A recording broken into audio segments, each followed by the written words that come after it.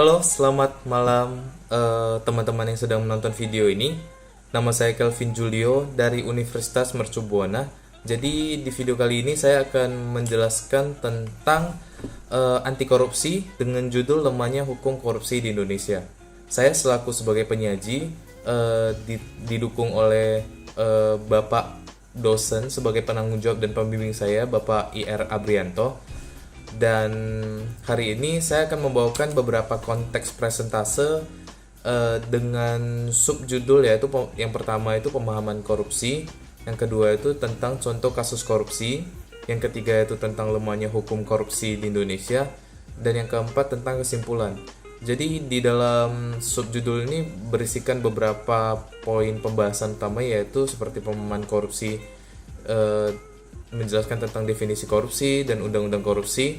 Terus sebagai contoh korupsi, membahas tentang kasus korupsi, bantuan sosial yang akan saya bahas hari ini, hukum yang dijatuhkan kepada tersangka korupsi bantuan sosial, lemahnya hukum ini keterkaitan hukuman mati dengan hak asasi manusia dan lemahnya hukuman yang diberikan kepada pelaku. Dan yang keempat adalah kesimpulan dan solusi. Baik, jadi yang pertama yang akan saya sajikan adalah tentang apa itu pengertian tentang korupsi terlebih dahulu. Jadi yang kita tahu, korupsi adalah sebuah perilaku yang tidak jujur atau curang oleh mereka yang berkuasa, biasanya melibatkan penyuapan. Jadi ada seseorang yang memiliki kekuasaan dalam hal apapun, bisa saja kekuasaan dalam perusahaan atau dalam pemerintahan atau politik dan sebagainya, memiliki kekuasaan. Biasanya mereka menyalahgunakan kekuasaan itu dengan bersikap tidak jujur, dan hal tersebut jelas dapat merugikan orang lain. Jadi kalau korupsi politik itu ya berdasarkan dari tindakan penyalahgunaan kepercayaan publik gitu, yang dikuasakan kepada mereka untuk mendapatkan keuntungan sepihak. Dan semuanya itu berhubungan dengan uang. Jadi korupsi itu bisa berupa uang atau material yang sebagai hasil suapan atau suap menyuap. Jadi yang kedua itu akan saya jelaskan tentang undang-undang tindak pidana korupsi atau yang kita sebut sebagai undang-undang Tipikor. Jadi pada dasarnya UUD Tipikor ini adalah dijelaskan bahwa definisi korupsi secara gamblang telah dijelaskan di dalam 13 pasal undang-undang nomor 31 tahun 1999 tentang pemberantasan tindak pidana korupsi. Jadi ini tentang undang-undang yang berasal dari Indonesia. Sebagaimana yang telah diubah dengan Undang-Undang nomor 20 tahun 2021, nomor 20 tahun 2001 tentang perubahan atas Undang-Undang nomor 31 tahun 1999. Jadi tentang pemberantasan tindak pidana korupsi atau UU 20/2021. Untuk selanjutnya, berdasarkan pasal-pasal tersebut, korupsi dirumuskan dalam 30 bentuk jenis tindak pidana korupsi, dan ke-30 bentuk tersebut kemudian dapat disederhanakan ke dalam 7 kelompok besar, yaitu kerugian keuangan negara, suap menyuap, penggelapan dalam jabatan, pemerasan, perbuatan curang, benturan kepentingan dalam pengadaan, dan gratifikasi, halaman 15-17. Untuk selanjutnya, sebenarnya yang kita tanya-tanyakan di sini adalah apakah hukuman korupsi itu tegas di Indonesia? Hukuman yang diberikan kepada koruptor tegas, apakah itu tegas di negara Indonesia ini? Itu sebuah pertanyaan yang ada di benak saya selama ini, dan saya merasa banyak hal yang harus dibahas dari pertanyaan ini. Selanjutnya kita akan membahas tentang, sebelum masuk ke tahap apakah lemah atau tegasnya hukuman kepada koruptor di Indonesia ini, kita akan membahas sebuah kasus korupsi yang cukup viral dan cukup tren, yaitu tentang kasus korupsi bantuan sosial. Jadi sebagai Juliari Peter Batubara ini adalah sebagai Menteri Sosial Kabinet Indonesia Maju sejak 23 Oktober. Jadi dia terjerat kasus korupsi dana bantuan sosial yang jelas merugikan orang lain dan merugikan banyak warga. Jadi dalam kasus Menteri Sosial ini, Juliari Peter Batubara ini, adanya pemungutan uang, diduga adanya pemungutan uang kepada penerima bantuan sosial, dan barang-barang yang diberikan sebagai bantuan sosial berupa sembako dan barang-barang keperluan sehari-hari itu tidak layak untuk digunakan. Berarti sebenarnya hal ini dapat dipastikan bahwasanya ada hal-hal yang sengaja diubah atau sengaja kelirukan agar dia dapat mendapatkan keuntungan sepihak bagi dia dan orang-orang yang terlibat dalam korupsi ini, serta dan jelas ini merugikan banyak warga yang jelas-jelas sangat membutuhkan di saat pandemi corona ini, karena mereka sangat membutuhkan bantuan sosial dari pemerintahan. Jadi ancaman hukuman kasus korupsi dana bansos ini adalah ancaman hukuman dari pasal tersebut, yaitu pidana penjara maksimal seumur hidup atau 20 tahun dengan denda 1 miliar dan paling rendah 4 tahun pidana dan denda 300 juta.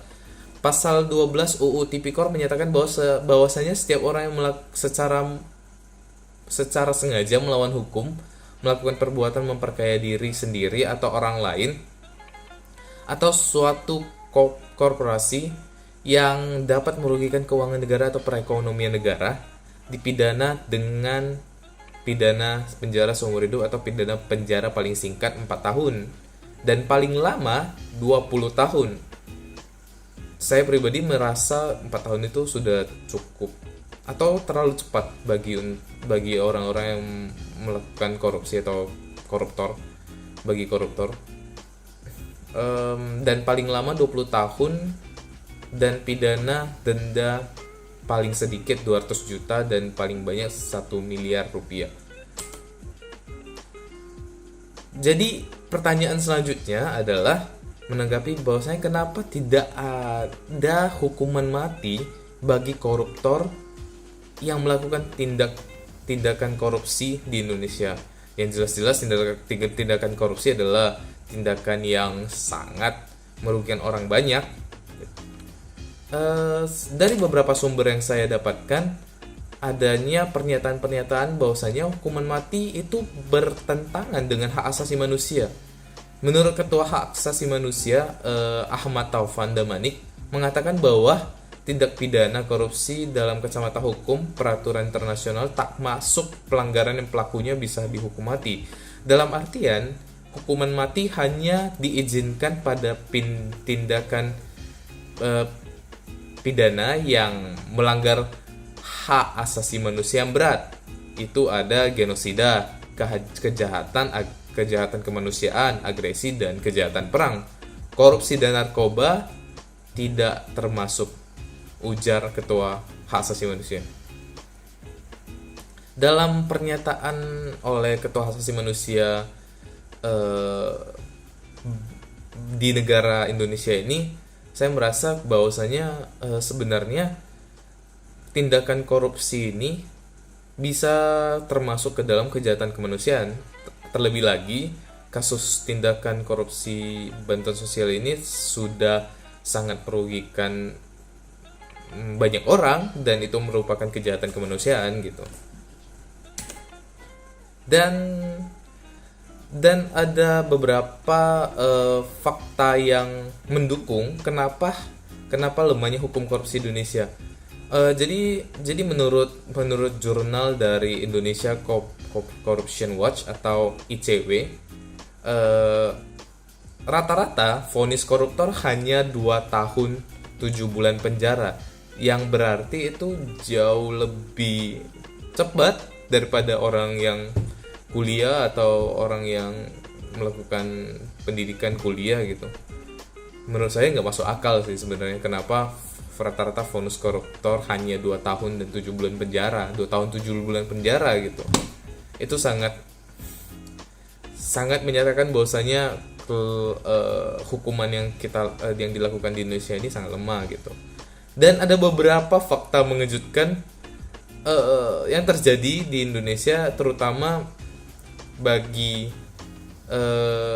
masyarakat ini sangat mengecewakan, di mana ada pernyataan dan berita mengenai Mahkamah Agung memotong hukuman Fahmi Darmansyah, yaitu salah satu pelaku yang melakukan tindakan koruptor, jadi 1,5 tahun penjara. Itu adalah sebuah analogi yang sangat aneh, di mana pemotongan hukuman ini dianggap oleh pemerintahan sendiri bahwasanya itu mereka melakukan tindakan yang dermawan untuk membantu koruptor di Indonesia. Sedangkan koruptor ini sudah jelas-jelas merugikan banyak orang, dan seharusnya mereka harus diberikan hukuman yang seberat-beratnya gitu. Jadi kasus pemotongan hukuman bagi koruptor ini, Mahkamah Agung memotong hukuman pengusaha Fahmi Darmawansyah yang juga suami Inneke dari 3,5 tahun 3,5 tahun menjadi 1,5 tahun penjara. Pemotongan 2 tahun.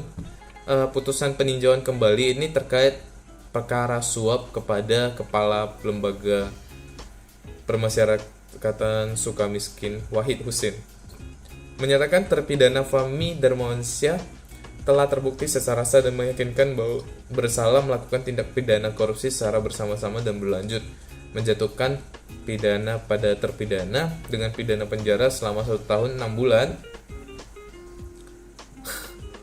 dan pidana denda sebesar 100 juta yang bila tidak dibayar dan diganti pidana kurungan selama 6 bulan. Demikian putusan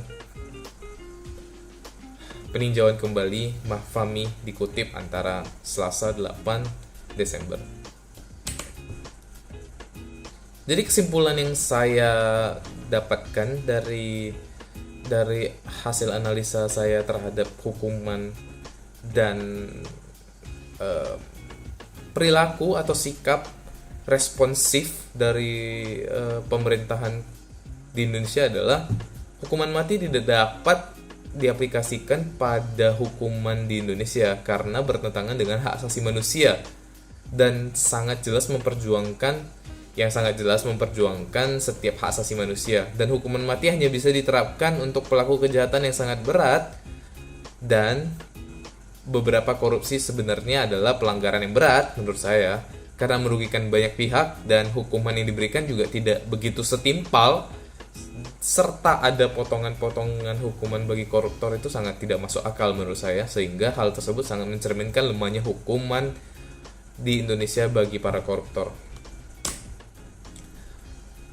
Untuk solusi yang saya tawarkan, itu seharusnya jika hukuman mati tidak dapat diterapkan dalam masalah penindakan hukuman kasus korupsi bagi koruptor, karena dengan alasan melanggar hak asasi manusia, berbagai lembaga hukum seperti Mahkamah Agung seharusnya dapat bersikap lebih tegas terhadap segala sesuatu yang berkaitan dengan kasus korupsi, dan tidak adanya potongan-potongan apapun bagi para koruptor, karena jika hukuman dijatuhkan kepada koruptor itu hukuman yang ringan karena hanya ingin sebatas dianggap dermawan, maka kasus korupsi tidak akan pernah berkurang, dan ya para koruptor akan semakin semena-mena bertindak. Berikut adalah hasil persentase yang saya sajikan. Semoga sajian persentase saya hari ini dapat bermanfaat bagi teman-teman yang menonton video ini. Terima kasih sudah menonton sampai sejauh ini, dan ya, saya pamit.